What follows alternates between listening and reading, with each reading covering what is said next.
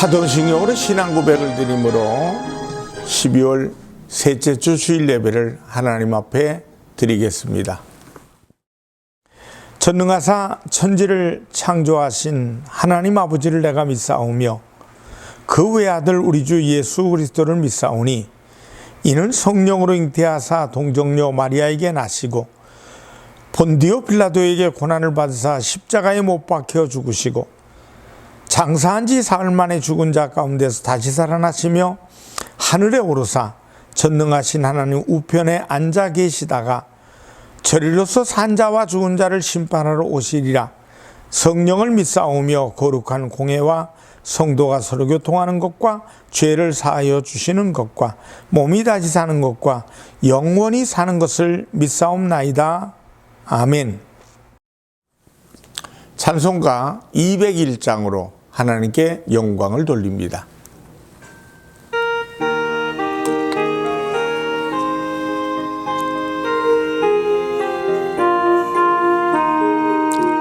참 사람 되신 말씀 하늘의 지혜요 변하지 않는 진리 온 세상 빛이라.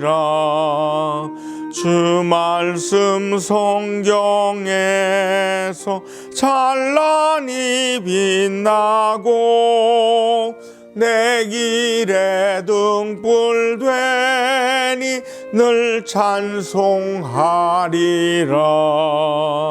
주께서 세운 교회 이 말씀 받아서 그 귀한 빛을 비춰 온 세상 밝힌다. 귀중한 성경 말씀 금보다 귀하고 주님의 귀한 모습 잘 드러내도다. 이 말씀 깃발처럼 드높이 날리니 어두운 바다 위에 등대와 같도다.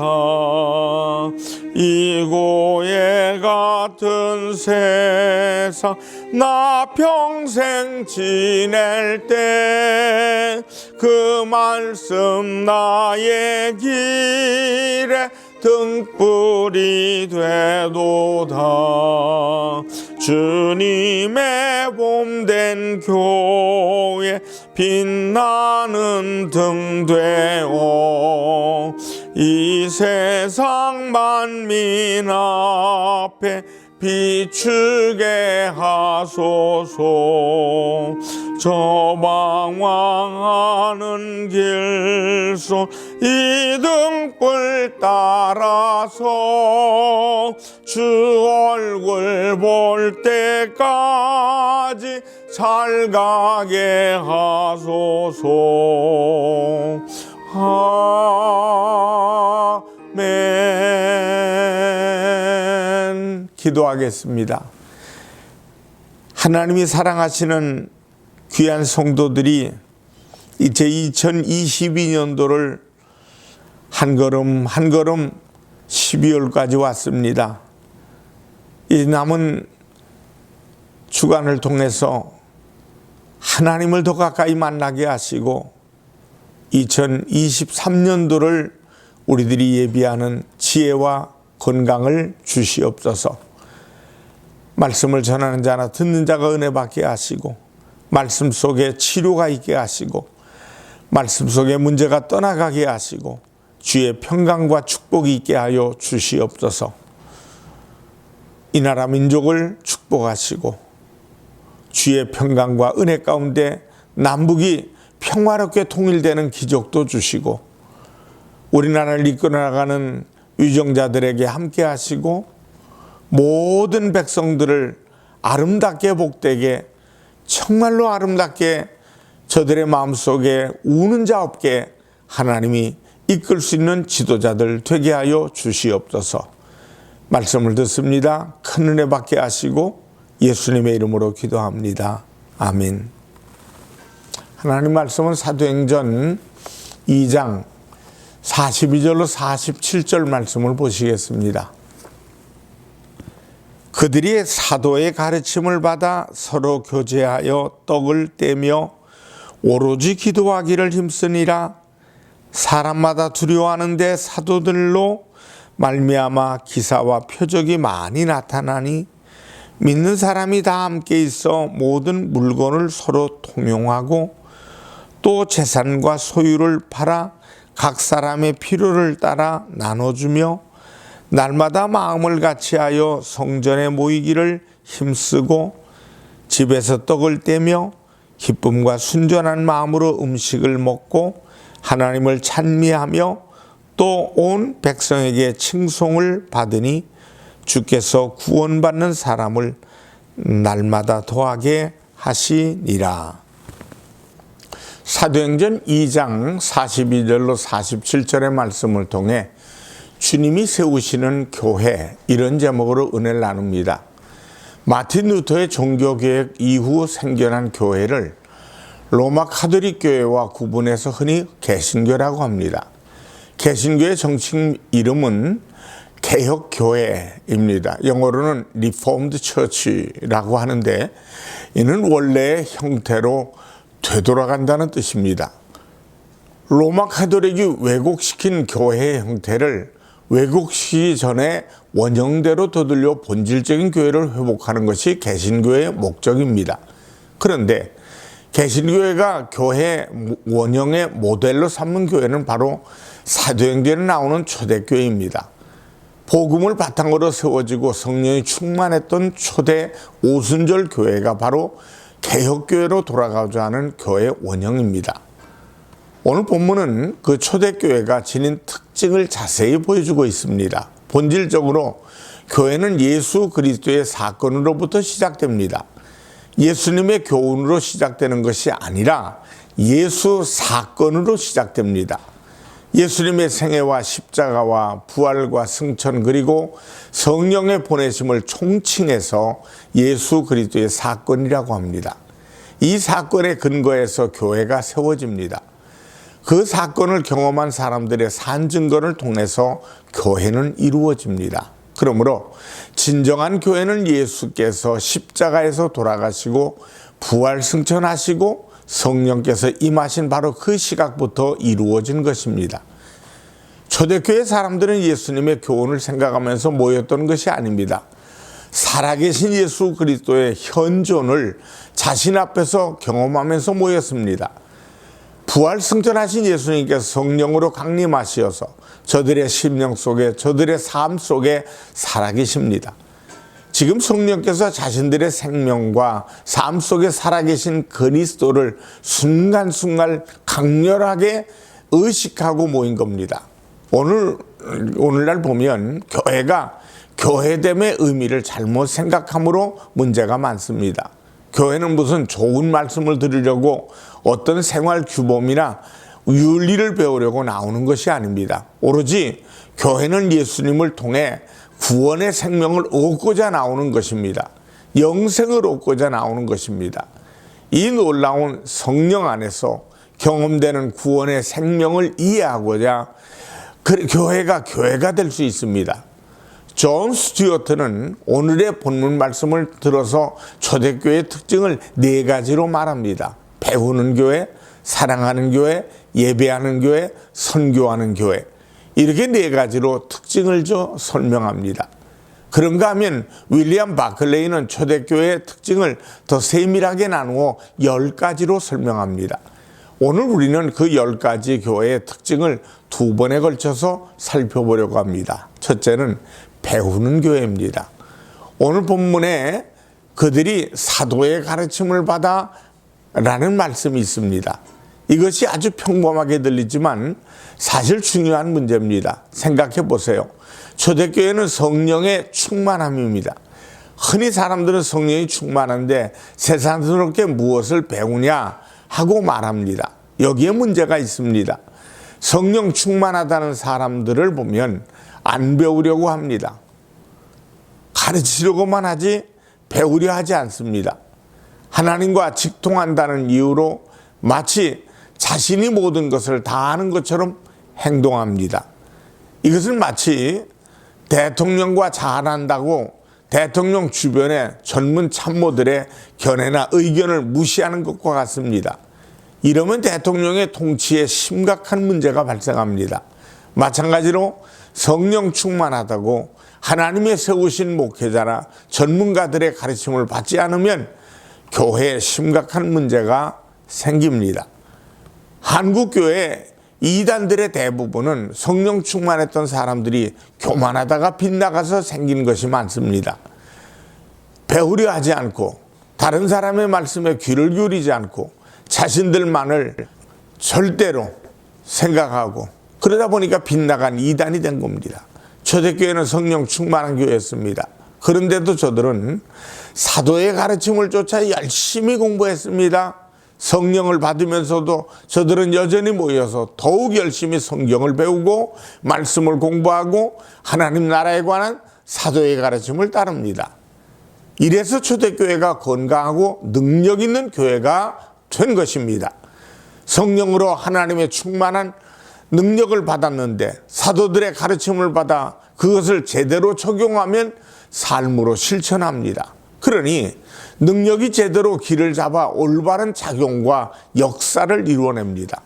힘이나 능력이 있는데 올바른 방향을 잡지 못하면 폭력적이고 파괴적이 되는 것입니다. 그러나 힘과 능력이 제대로 작용하면 그것이 사람을 일으켜 세우고 삶의 창조를 가져오고 위대한 역사를 일으키게 됩니다. 힘을 잘못 사용하면 폭력배가 되지만 그것을 바르게 사용하면 국위를 선양하는 위대한 선수가 되는 것입니다. 배운다는 것은 신학적으로 말씀드리면 주관적 체험을 객관적 신앙으로 승화시키는 것이다. 나아가 배운다는 것은 겸손한 것을 의미합니다. 교만한 사람은 아는 것도 없으면서 배우려 하지 않습니다. 겸손한 사람의 가장 특징은 누구에게나 마음을 열고 배우는 데 있습니다. 그리고 이러한 겸손한 사람을 하나님이 높이시고 영광스럽게 사용하십니다. 베드로전서 5장 5절로 6절에는 이렇게 말씀하고 있습니다. 젊은 자들아, 이와 같이 장로들에게 순종하고 다 서로 겸손하여 허리를 동이라. 하나님은 겸손한 자를 대적하시되 겸손한 자들에게는 은혜를 주시느니라. 그러므로 하나님의 능하신 손 아래에서 겸손하라. 때가 되면 너를 높이시리라. 여러분, 교회가 건강하고 하나님께 영광스럽게 쓰임 받으려면 열심히 말씀을 듣고 성경을 읽고 말씀에 따라 순종해야 합니다. 둘째로 교제하는 교회입니다. 교제라는 말은 헬라어로 코이노니아라고 하는데 영어로는 펠로십이라고 번역하면 됩니다. 우리말로는 교제라고 번역이 됩니다. 하지만 코이노니아는 교제라는 말보다는 훨씬 더 깊은 의미가 있습니다. 코이노니아의 본래 뜻은 모든 것을 격의 없이 함께 나눈다, 그런 뜻입니다. 초대교회는 인종이나 사회적 신분, 문화, 종교적으로 다양한 사람들이 모였습니다. 그런데도 성령의 역사를 따라 모든 것을 함께하며 격의 없이 나누었다는 것입니다. 인간관계만 교제한 것이 아니라 신분관계에서 뛰어넘어 격의 없이 지낸 것입니다. 당시 주인과 종의 관계는 인격적 관계가 아니었습니다. 주인은 종의 생사 여탈권을 가지고 있었습니다. 그런 주인이 농기구 취급을 받던 종과 교회 안에서 형제자매로 교제를 나눈 것입니다. 이는 당시 사회관념상 굉장한 사건입니다. 이 교제가 바로 코이노니아입니다. 이것이 주님의 생명으로 하나 된 교회의 모습입니다. 우리는 모두 그리스도 안에서 한 형제요 자매입니다. 교회 안에 부어진 예수의 생명 때문에 모두를 한 형제 자매처럼 여기고 교제하는 여기에 교회의 특징이 있습니다. 다양한 사람들이 상대방의 신분에 관계없이 마음을 열고 교제한다는 것은 쉽지 않습니다. 우리는 지역만 달라도 벌써 경계의 신호를 보내고 갈등을 일으킵니다. 더구나 자신의 모든 것을 격의 없이 나누어 쓴다는 것은 거의 불가능합니다. 그런데 초대교회는 그런 것을 이루었습니다. 이것이 복음의 능력이고 성령의 역사입니다. 누군가가 싫어지고 미워지면 성령으로 복음의 능력을 체험하십시오. 그러면 변화됩니다. 그들을 품고 그들과 교제할 수 있습니다. 셋째로 서로 떡을 떼며 나누어주는 교회입니다. 떡을 떼었다는 말은 서로를 섬겼다는 것입니다. 이것을 전문적 용어로 디아코니아라고 하는데 봉사를 의미합니다. 식사 한 끼를 나누기 위해서도 누군가의 엄청난 수고가 있어야 합니다. 그런데 초대교회는 달마다 서로가 서로를 위해 섬기며 나누었습니다. 오늘 보면 44절과 45절에 보면 그들이 얼마나 진심으로 모든 것을 다해 서로를 섬겼는지 보여줍니다. 모든 물건을 서로 통용하고 또 재산과 소유를 팔아 각 사람의 필요를 따라 나눠주고, 있는 사람 없는 사람에게, 이 사람에게 필요한 것이 저 사람이, 또 저 사람에게 필요한 것은 이 사람이 나누어 주었다는 겁니다. 요새 말로 공동분배가 이루어졌다는 것이죠. 이것을 가리켜 공산주의가 아니냐 말하는 이들도 있습니다. 하지만 초대교회 디아코니아는 공산주의와는 다릅니다. 공산주의에서는 강제성을 띠고 분배합니다. 그래서 일도 열심히 안 합니다. 사명감이나 희생정신이 전혀 없습니다. 노는 자나 땀 흘리는 자나 똑같이 나누어 가지니 굳이 땀 흘려 수고할 필요가 없습니다. 하지만 초대교회는 그리스도의 사랑으로 나누었습니다.